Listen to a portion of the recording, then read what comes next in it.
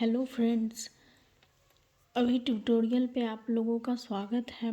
आज हम लोग खान सर का पॉकेट जीके जो आरबीडी पब्लिकेशन का है उसको हम लोग देखेंगे, आधुनिक भारत।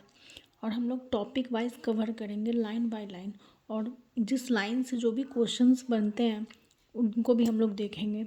चलिए शुरू करते हैं।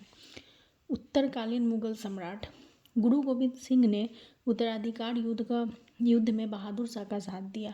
तो फर्स्ट लाइन से ये क्वेश्चन बन सकता है कि गुरु गोविंद सिंह ने उत्तराधिकार युद्ध में किसका साथ दिया? तो बहादुर शाह का। गुरु गोविंद सिंह का पूर्व नाम यानी पूर्व नाम मुअज्जम था। बहादुर शाह को साये बेखबर के उपनाम से भी पुकारा जाता था। तो दो क्वेश्चन यहाँ से बन गया कि बहादुर शाह का पूर्व नाम क्या था? तो मुअज्जम था। और बहादुर शाह को साये बेखबर उपनाम से, तो किस उपनाम से जाना जाता था? तो साये बेखबर उपनाम से पुकारा जाता था।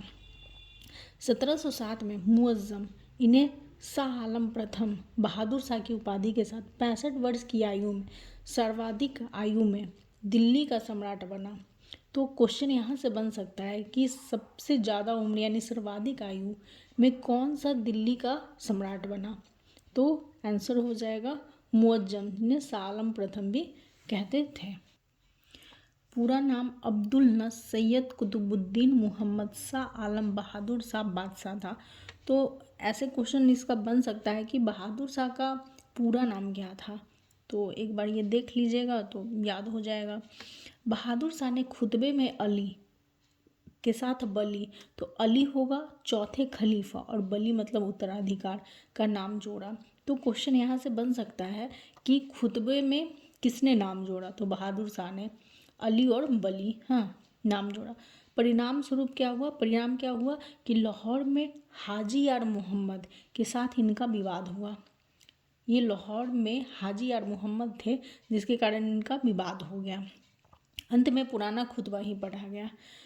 बहादुर शाह ने शांतिपूर्ण मैत्री की नीति अपनाई एवं मदद एवं मांस अनुदान को पूर्ण रूप से वंशानुगत बनाया तथा फिर से राज दरबार में होली खेलना प्रारंभ किया और सती प्रथा का समर्थन किया। तो यहाँ से 3-4 क्वेश्चन बन सकता है कि शांतिपूर्ण मैत्री की नीति किसने अपनाई? बहादुर शाह ने। मदद एवं मांस अनुदान किसने वंशानुगत किया? तो बहादुर शाह ने। होली खेलना किसने प्रारंभ किया?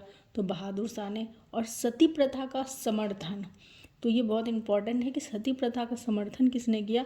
तो बहादुर शाह ने किया, समर्थन किया। यहाँ से यहाँ तक हम लोगों ने बहादुर शाह के बारे में देखे। अब हम लोग जहादार के बारे में देखेंगे। जहादार शाह, तो जहादार शाह सिंहासन पर जुल्फिकार खां की मदद से 1712 ईस्वी में बैठे।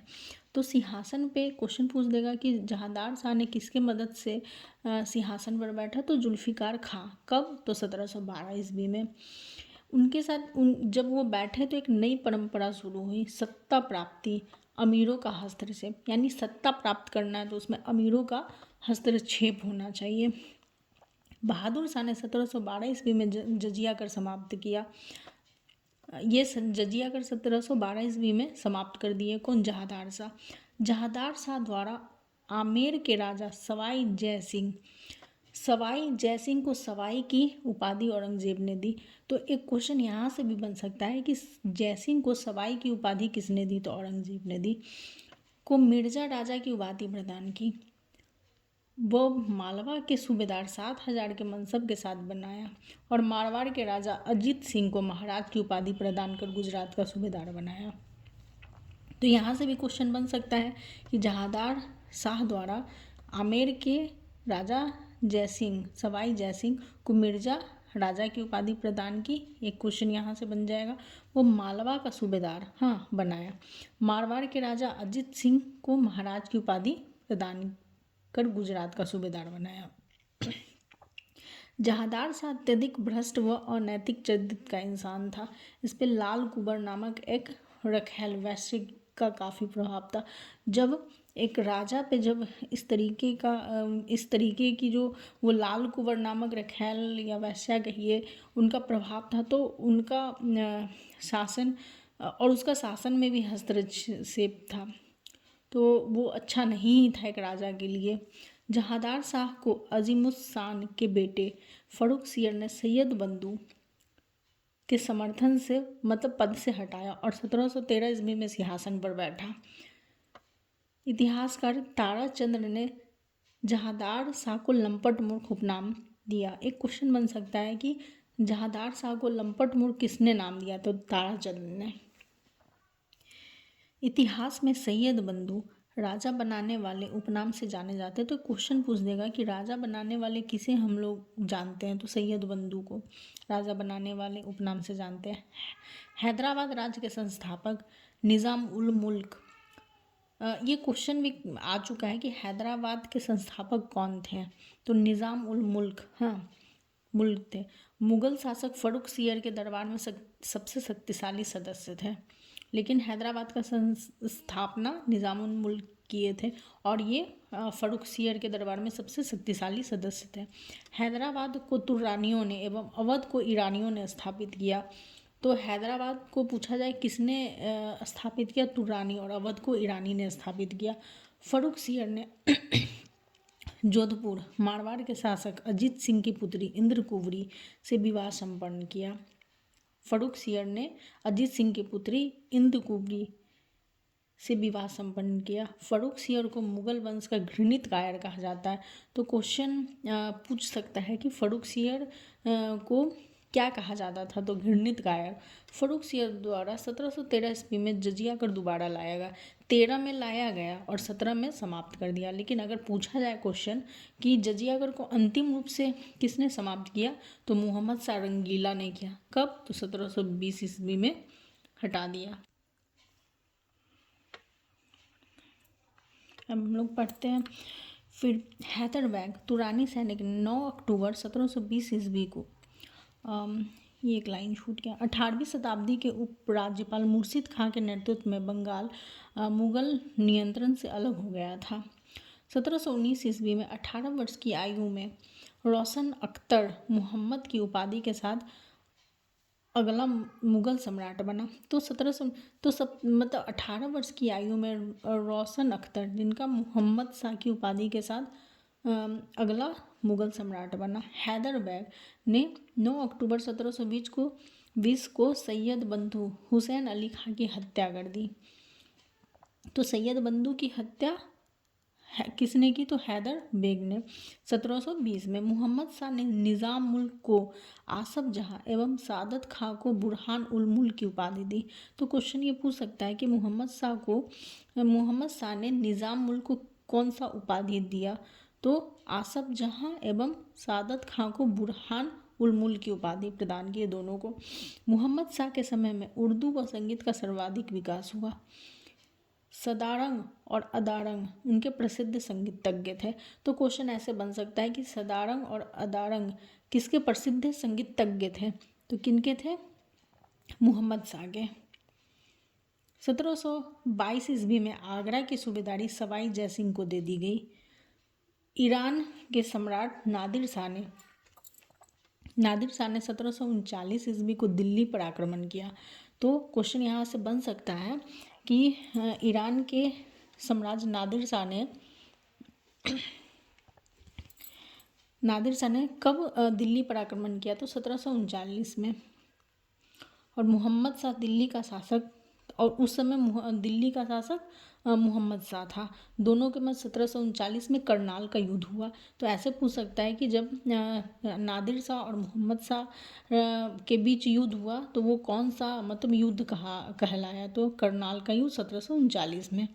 और नादिर शाह को ईरान का नेपोलियन भी कहा जाता था। नादिर शाह ने लगभग 70 करोड़ रुपए की धनराशि और तख्त ताऊस को शाहजहां ने बनवाया था तथा कोहिनूर हीरा लेकर वापस फारस गया। तो ईरान के सम्राट नादिर शाह और दिल्ली के शासक कौन, मोहम्मद शाह के बीच 1739 में युद्ध हुआ, जिस युद्ध को करनाल का युद्ध कहा जाता है। और उसमें नादिर शाह का जीत हुआ और नादिर शाह ने 70 करोड़ रुपए की धनराशि और तख्त ताऊस तथा कोहिनूर हीरा वापस लेके चले गए। मोहम्मद शाह तख्त ताऊस पर बैठने वाला अंतिम मुगल बादशाह था, क्योंकि जब ये लेके चले गए तो वही मोहम्मद शाह ही अंतिम होंगे। शाह आलम द्वितीय, जिन्हें अली गौहर के शासन के दौरान 1803 ईस्वी में अंग्रेज ने दिल्ली पर अधिकार कर लिया। 1761 ईस्वी में मराठा और अहमद शाह अब्दाली की सेना के मध्य पानीपत का तृतीय युद्ध हुआ। ये बहुत इंपॉर्टेंट क्वेश्चन है कि पानीपत का युद्ध कब हुआ? 1761 में। किनके बीच में हुआ? तो मराठा और अहमद शाह अब्दाली के, जिसमें मराठे की पराजय हुई, मराठा हार गए। अहमद शाह अब्दाली का वास्तविक नाम अहमद खां था। इसने भारत पर 8 बार आक्रमण किया। 1806 में गुलाम कादिर खान ने शाह आलम द्वितीय की हत्या करवाई।